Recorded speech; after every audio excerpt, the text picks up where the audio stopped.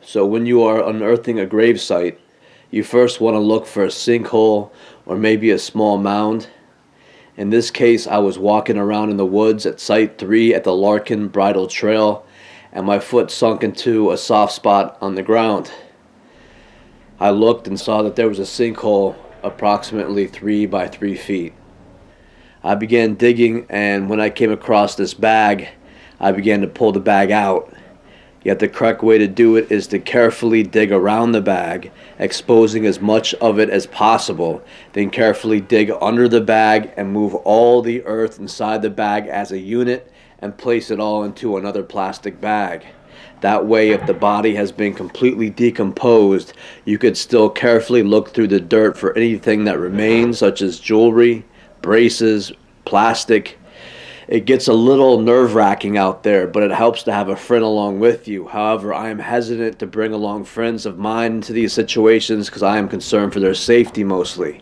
So it's just me out there, but I put the dirt into a pile, and everything I unearthed I placed into a plastic bag so it wouldn't get lost or buried as I dug out the grave site. When I was sure I dug out all the soft ground in that area, I began sifting through the soil carefully. I guess that there are tools that you could take along with you, but I just use my hands and let the dirt fall through my fingers, breaking up the clumps and dropping it back into the hole, looking for any solid matter or objects that may have been buried along with the victim. While digging the sinkhole out, I found that under the leaves was a 3-inch thick layer of small roots. So I also placed these masses of roots into a pile separate from the dirt. Then I also tore the roots apart carefully, looking for any objects. Everything was then placed into plastic bags and then into a duffel bag to help carry everything away in. Then I completely filled the hole back in the best I could, and then left the area to return to my house where I could carefully look at the remains. So I noticed that there were 2 different plastic bags, a thicker green plastic bag and a thin brown plastic bag.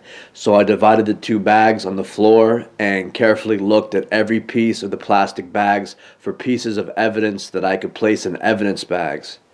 I found 4 larger objects that had been buried along with the victim, and they were a child's plastic shovel, a ratchet strap, a propeller piece to a firework, and I also found 2 plastic bags that were marked with the Red Cross logo.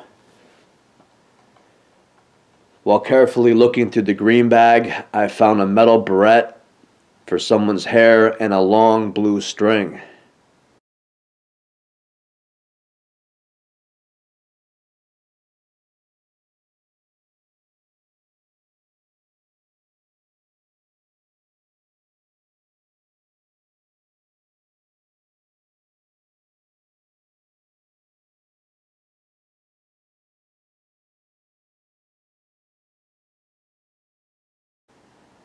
I found a strand of what appears to be human hair.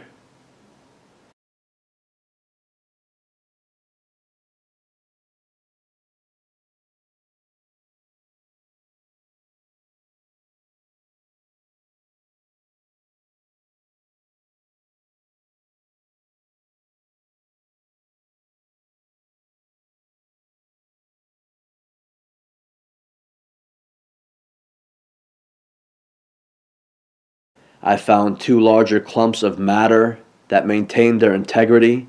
I don't know if they could be tested to see if they are pieces of bone or what.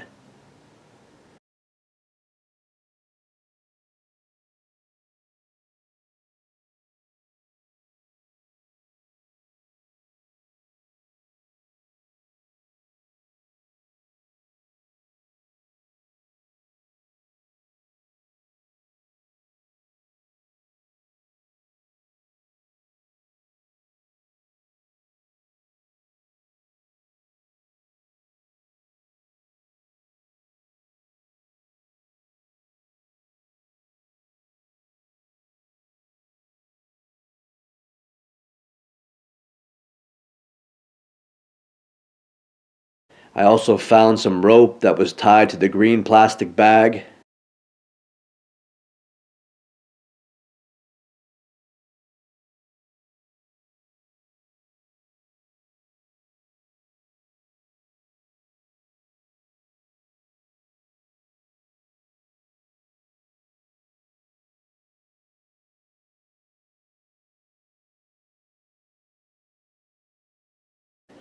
These are the two smaller bags stamped with the Red Cross logo. I washed the dirt off of one and held it up to the window so everyone could read what it says.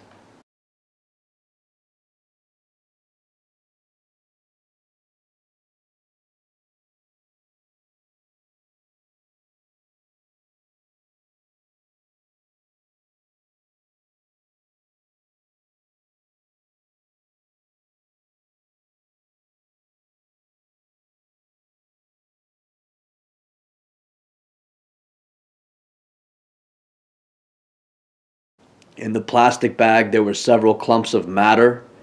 I don't know if they could be tested to see if it's hair or clothes or pieces of skin or bone, but I also noticed that the green bag looked melted in places and formed around these clumps of matter believed to be human remains.